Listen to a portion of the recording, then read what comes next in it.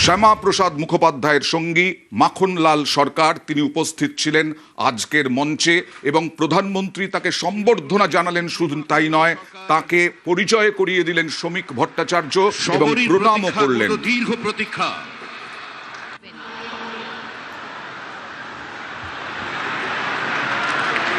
শিলিগুড়ি নিবাসী শ্রী মাখনলাল সরকার সবরই প্রতীক্ষার মতো দীর্ঘ প্রতীক্ষা।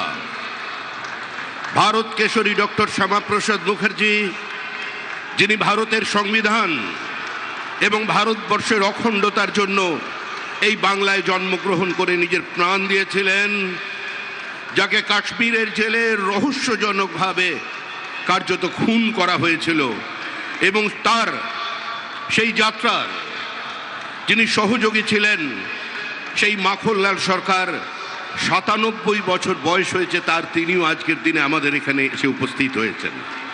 শ্রী মাখনলাল সরকার তারপরে দিল্লিতে একটি দেশাত্মবোধক গান গাওয়ার জন্য দিল্লি পুলিশ তাকে গ্রেপ্তার করে। কংগ্রেসের সরকার নিয়ে যাওয়া হয় বিচারালয়ে। বিচারপতি বলেন তার উকিলের পরামর্শে যে ক্ষমা চান, আপনার মুক্তি দেব।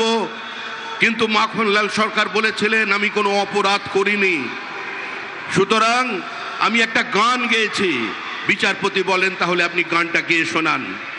সেদিনের অপ্রাপ্তবয়স্ক মাখনলাল সরকার সেই গানটি গেয়ে শোনান এবং তারপর বিচারপতি নির্দেশ দেয় দিল্লি পুলিশকে যে একে ফার্স্ট ক্লাস কামরা করে এর বাড়ি পর্যন্ত পৌঁছে দাও এবং ১০০ টাকা দাও রাস্তায় যাতায়াতের জন্য। আজকে সেই মাখনলাল সরকার আমাদের মধ্যে আছেন। এই অনুভূতিটাকে আমি শব্দে প্রকাশ করতে পারছি না। আমার চোখে আনন্দ এসে গেছিল। বাবা তো ১৬ বছর বয়স থেকেই এই সংঘের আদর্শে আদর্শিত ছিলেন।